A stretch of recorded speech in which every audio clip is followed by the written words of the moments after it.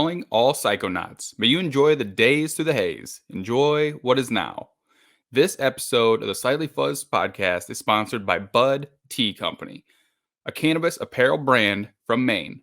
Check them out at budteeco.com. That's BUDTEECO.com. Or follow them on Instagram at budteeco. Tell them Slightly Fuzzed sent you. Thomas V. Jäger. Yep. Guitarist, vocalist for the one and only Monolord. Exactly. Thanks for being here, man. Yeah, thank you for having me. Yeah. So you guys just put out a new album, Your Time to Shine. It's out tomorrow. Well, it'll be out when this drops, but yeah, of course. So the new album is out, and I think we are all three of us really, really proud of this album. We had a lot of time to work on it, and it feels really, really good. Yeah, I've listened to it a handful of times. I got it a couple of days ago, gave it a few listens before we spoke here, and I'm really digging it. I am not always super into like super slow, the low and slow thing, and this album kind of takes the Monolord sound that you've been doing, and I don't know. It almost seems like a little bit more accessible, or I don't know if upbeat or optimistic is the right words for it, but I enjoyed it a lot. I think it's great. Yeah. We haven't really like discussed the direction or anything. These 5 songs are the songs that we were fresh at the moment, and we kind of felt that it was like one notch above the other stuff we had saved. So we ditched all the old stuff and just went with the newer material. And I think it was a good choice because even though some of the older like demos and stuff we have lying around, they are great, but they would have fit better on like Rust or No Comfort. Now this time we felt we need to step it up a notch because some of the songs and some of the songwriting, at least I felt it was much better. Than it's maybe more varied. Mm-hmm. A bit more dynamic and if accessible, if you will. So we just felt that these 5 songs feel complete. We played with the thought to add like a 6th song, but realized that it felt like we were destroying the vibe, because even though it's not a concept album, but it feels kind of a concept album in a way. I wanted to ask about the concept. I know that you wrote it in kind of a response to the environment currently, and it was written during the pandemic, and even the title Your Time to Shine is aimed at kind of the next generation of people. Is that right? Yeah, either the next generation of people, or you could say there are a few people like right now that can do something if they want to, because they have like this excessive wealth, but they choose to put the money somewhere else. They could, some of the richest people like alive right now could easily really help out now. So you could say that it's their time to shine right now. Okay. But it's like their decision, of course, but and comparing it with the album in like a dead animal, so you can draw the conclusion that they will probably not do anything, so they'll go to Mars instead. Sure. So the sound of this record, was it kind of in response to the doom and gloom of the last 2 years, and you wanted to write a more optimistic record or a lighter record in some regard, or was it just kind of a natural progression of Monolord's sound, kind of an inevitable sound change? I think it's both those two things, because we have been talking about, when we talk about like the future, is no matter in what area Monolord, like every part of us needs to move forward, because we all, the 3 of us, agrees that we to do like 5 albums that sound like Empress Rising or all the previous stuff with really long songs and massive walls of guitars and bass and fuzz all over all the time. It's I think it could be a bit boring. So we, but at the same time, these 5 songs were the songs that came at the moment, and not really something that was forced, or it's just natural development at the same time, but with change in mind when writing it. So Sure. yeah. So tell me about the single "I'm Staying Home," because I read that it was a leftover track from No Comfort, but to me it sounded a lot more like Your Time to Shine. Was it kind of written in that same headspace and you were like, it doesn't fit with No Comfort, let's hold it? Yeah, it was exactly like that. Okay. We tried to, like, we made a track list when we had when we recorded, I think 95% of No Comfort. We put together a song track, and then Espen was mixing it all, and we threw I'm Staying Home, like, second song, first song, last song, but we didn't think it fit anywhere. So Yeah. we decided to keep it and do something else. And it was actually originally called I'm Coming Home. And it was, as it was written for the No Comfort session, it was like probably written in 2018 or something, 17 maybe. So we changed I re-recorded the vocal tracks to change a few words here and there, and we changed the title to I'm Staying Home instead, to make it fit the current Is it because of situation. the pandemic? Yeah. When I saw you released it, and I think it was early this year, right? It was 21 when it came out. Yeah, I I was think like, so. no way. Did they seriously write a song that quickly and like in the middle of the pandemic about staying home in the pandemic? I thought that was Yeah. awesome. But then I read Yeah, that it but was left over and I wasn't sure. it was just changing one word of the title, and Okay. I think I think the lyrics are kind of the same from that session. We just changed I think we changed the vocal melody a little bit, and changed the lyrics in the chorus, and yeah, it fits right in there. It worked. Yeah, it worked perfectly for Yeah, when you yeah, guys dropped it. And yeah. yeah, and It like I made, said, it's a great song. And I think it fits Your Time to Shine's style yeah, even more. like It's a good progression in from No between. Comfort coming out into the Yeah, single and now into this one. It was a great like lead into it. So yeah, that was cool. Let's talk artwork yeah. because I want to know kind of the concept behind Your Time to Shine's artwork, but really Monolord just in general, because I feel like a lot of your covers are a little bit more artistic and more almost poetic in their like Mm. visual appeal than a lot of doom bands, metal bands, whatever, where it's skulls and flames and blood and gore, whatever. Your albums always have this like attention to the visual representation of your music. Is that something that you find is really important to Monolord? And what's your how do you go about finding that music and I finding think art that fits, you know? Yeah, I think all the three of us have really strong opinions about most things. It's just like the recent year or something that we somewhat eased up a little bit on our personal, like, guidelines and rules that we have set for ourselves, because we couldn't get nothing through our really intense filter. But when we do, it turns out great. And so the first 3 records we were working with Daniel on Writing Easy, of course, since he was we released the first three on Writing Easy, so he was a big part of finding the right image. And I think sometimes it's just like luck finding that right image, but we have been looking through so many pictures for inspiration. It's insane.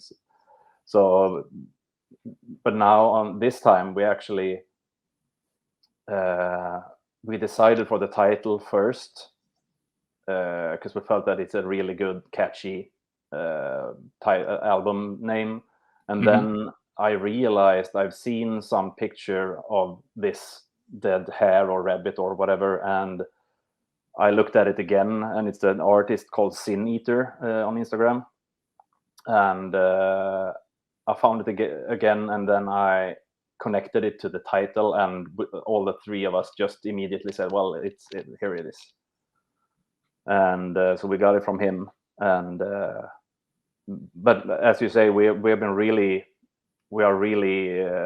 it's into the smallest of details when we discuss artwork, especially for like more important artwork, if you say album covers mostly. Sure. So yeah, I mean, it kind of takes the forefront. I mean, it almost seems like an afterthought in a lot of bands, you know, and yeah. it seems like the visual part of Monolord is equally important, and how you're represented visually seems really important. Yeah, correct. So let me ask you a question. I'm going to show you something now, and you tell me how you feel about it. Mm-hmm.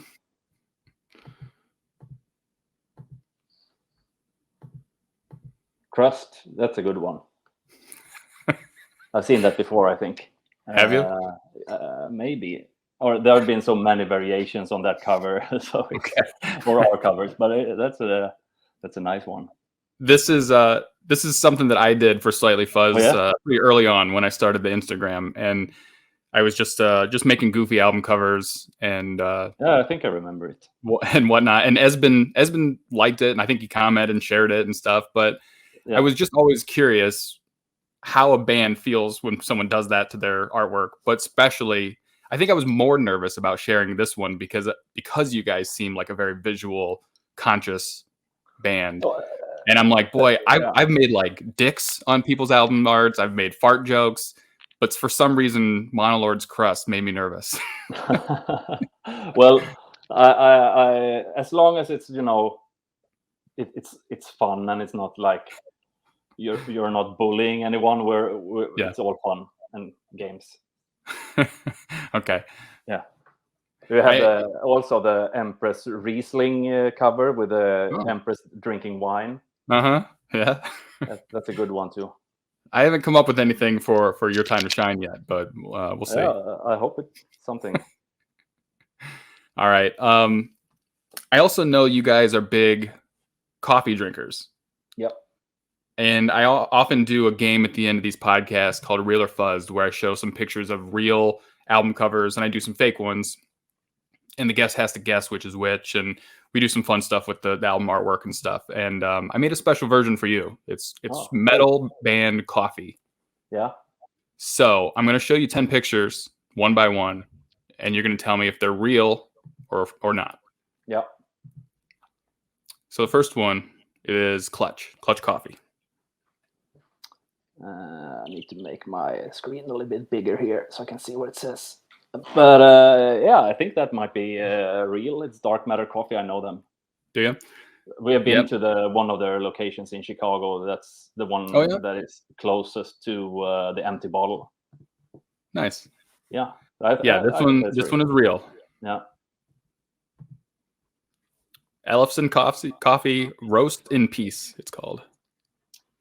That's do you know what our coffee were called when we had a coffee? I didn't find a coffee for you guys. I was going to ask if you were going to make one. No, we had one collaboration with one of the guys in Truck Fighters. Nice.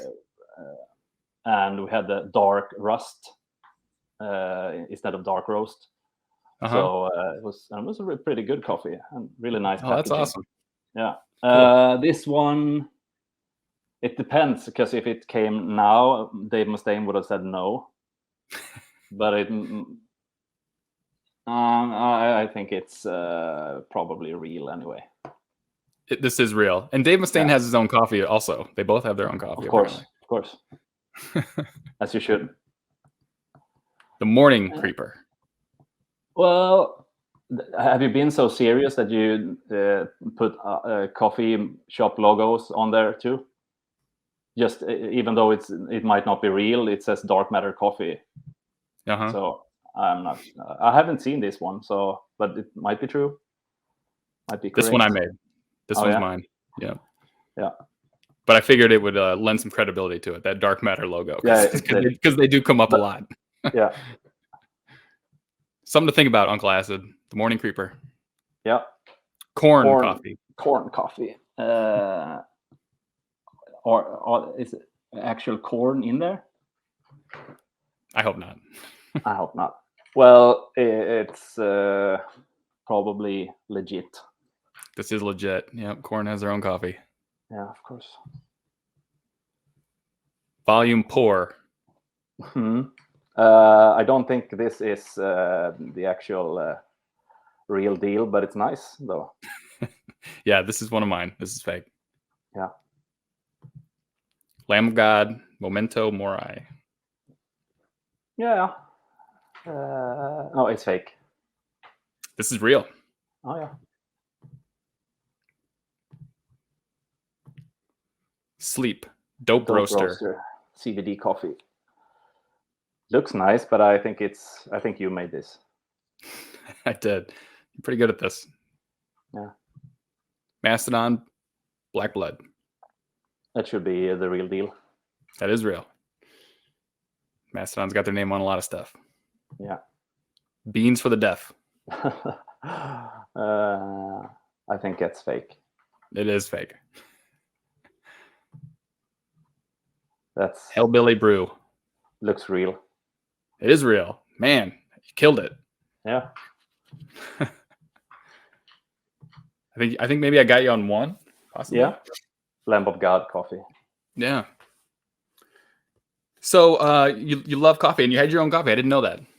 Yeah, we had it for a while, but we have been talking with what's their name? Oh, I'm so bad at remembering stuff. In Philadelphia, they had the collab with Typo Negative, I think.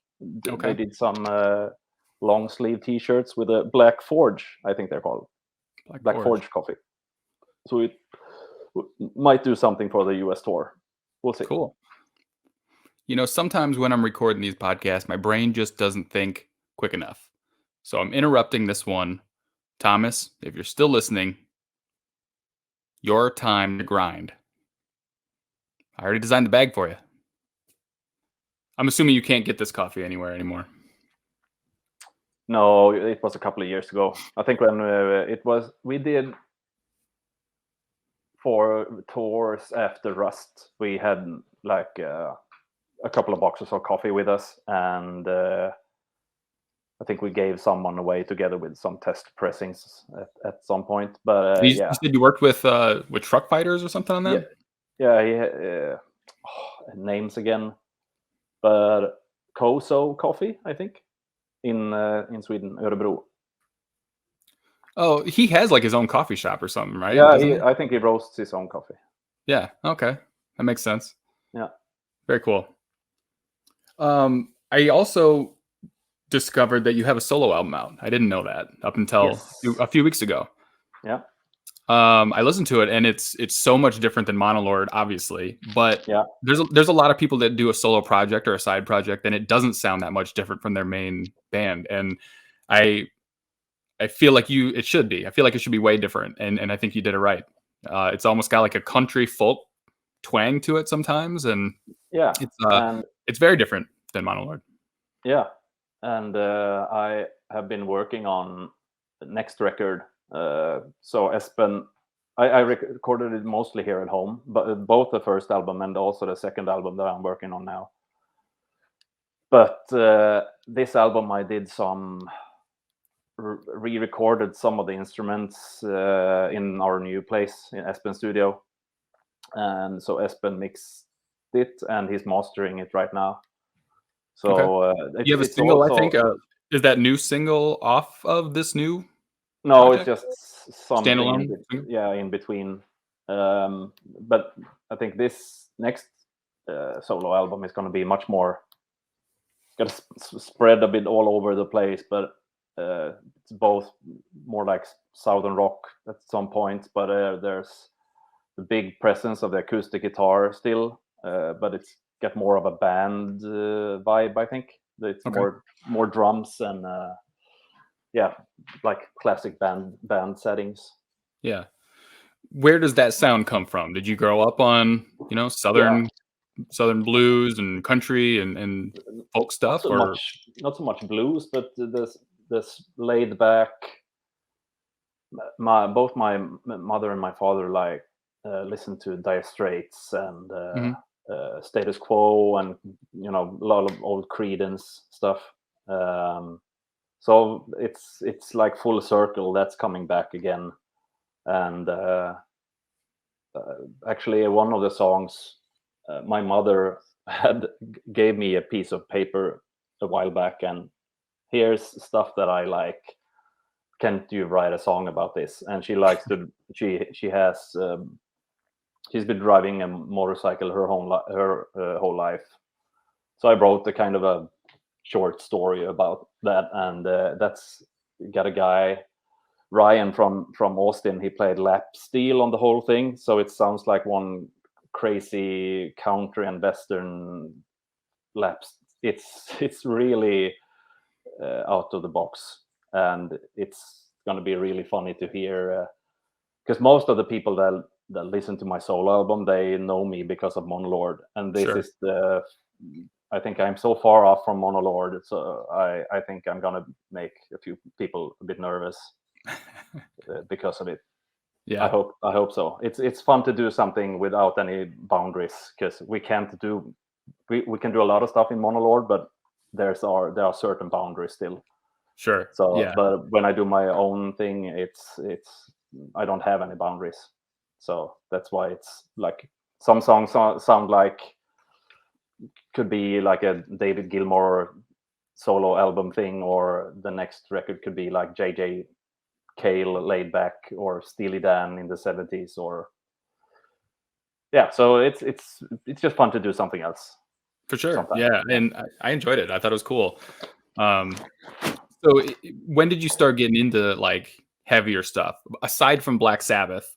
What was like an early band that got you into the heavier music? What was Entombed, the gateway probably. band? Entombed was it. Okay. I know when I like the first Entombed albums, the Left Hand Path and Clandestine, of course. But when Wolverine Blues came, that was the record that really floored me. And then when they released the one after that, To Ride and Shoot Straight and Speak the Truth record, it was like, this is the best band in the world. And I still think that they made some incredibly good albums, and they should have been a much bigger band, in my opinion. Hmm. And so that was kind of early. I remember in my my room I when I was pissed off, I went into my room and I put in the Wolverine Blue CD, and I put on my headphones and I played it so loud as I could.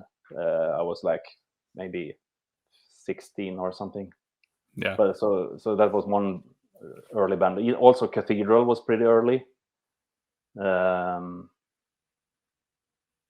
and I can't really. I had tons of black metal, and also I listened a lot to like Discharge and Anti-C-Mix and all the old D beat, old school.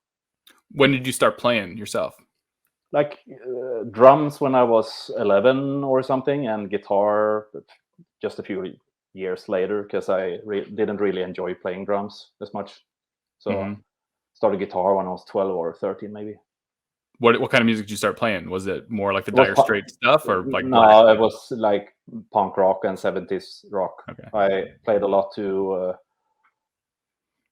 got my mother's Made in Japan Deep Purple live album, and I tried to play to that record, and also but when me and a buddy of mine, U1, started playing, we played like Ramones songs or obscure covers of punk bands that released one single in 89 or 84, or really obscure covers. And then we moved on to more like heavy metal, and then I played everything from like instrumental surf rock to boogie rock to it's, Yeah. it's been all Do you have over. any desire to start another band and do something different like punk or surf music or anything like that? I actually have a I played in a band called The Jars when I was 18 or 19, and we released some like CDR demos. Yeah. So we're gonna probably get them like remastered, and then put them up on Spotify. And we have been talking Cool. about the reunion because it was like 20 something years ago, but Yeah. we live so scattered all over, so I doubt it will happen. But Monolord will probably not end forever, so that's why I'm also my solo stuff. It would be good to have something to do when the time comes that Monolord's not playing anymore. So, and I have some smaller projects going. I'm gonna release a 7-inch single with a drummer. It's more like Zeppelin-ish rock. Cool. Somewhere next year, and so it's fun to do a lot of different things. Speaking of side projects, I saw that you did a project with Mango Beard, the Burning Church stuff. Yeah. But then I saw an interview with you, and you have a tattoo of this. Did the tattoo come first before you went? It's not actually the same design. Oh, okay. I wanted some like logo I could use for different stuff that I did, or either YouTube videos, or if I do my own prints with stuff. I wanted something on my own. So that church, a friend of mine drew that, and I worked on it a bit, and I've been using it on a lot of like designs. I have a fuzz pedal which a guy in Russia builds with I that saw logo. that, Yeah, and so I'm trying to use that as my my own thing. But the tattoo I have is actually drawn by the tattooer. Then. Okay. Yeah. So how did it come about with Mango Beard? I've been following him for a little while. He's got some cool stuff, fuzz related merch. Yeah, and he's been CDs just or doing shirts. a few designs for us throughout the years, and he's doing all the merch things, and we just did a collab with some belt buckles and patches and stuff, just to because it's fun, and I know. yeah. So I have a couple suggestions for your next collab with Mango Beard. Yeah. They're based on tattoos, Mm-hmm. and you can feel free to use them. Mm-hmm. First one being, since you're a coffee lover, Basic White Girl. Basic White Girl. Yeah. I'm not really. That's not really a phrase you use here in Sweden. Okay. So no one would understand what that meant. So Yeah. I would pass. Okay. Well, they get better. So good. luckily. How about Science Bitch? Science Bitch. If we have like something more to make it more look like that you're making coffee in that. Maybe. Jesus didn't tap out. Well, he kind of did. Do you know Tap Out, the brand for like UFC? No, I was thinking about pro wrestling. Yeah, well, yeah, almost. Yeah.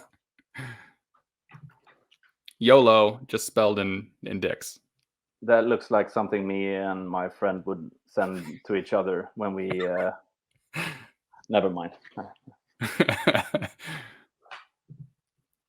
This is just Michael Jackson. It also says he touched so many at the bottom there. He did. All right, last one.